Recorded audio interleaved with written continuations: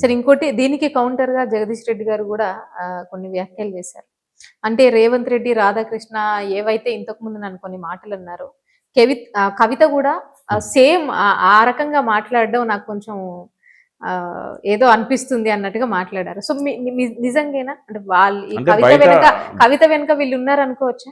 బయట ప్రచారం అట్లయితా ఉంది. ఎందుకంటే ఆమె ఈ డిస్ప్యూట్ మొదలైన కాంచి ఆంధ్రజ్యోతి రాధాకృష్ణ పత్రికల్లో రాసిన రాతలు కావచ్చు, రేవంత్ రెడ్డి విషయంలో కొంత స్పెక్యులేషన్స్ కావచ్చు, బట్ అవి మనకు ఆధారాలు ఏమి ఉండవు కదా. అట్లా వాళ్ళతో ఆమె కొల్లుడైందని చెప్పడానికి ఏ రకమైన ఆధారాలు ఉండవు.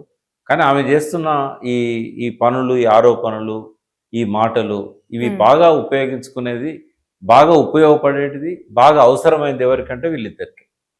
ఎందుకంటే టీఆర్ఎస్ను లేకుండా చేయాలనేది ఇద్దరు, ఒకరు రాధాకృష్ణ, ఒకరు రేవంత్ రెడ్డి. వాళ్ళిద్దరికీ ఉపయోగపడే విధంగా ఆమె మాటలు కానీ ఆమె చేతలు కానీ ఉన్నాయి.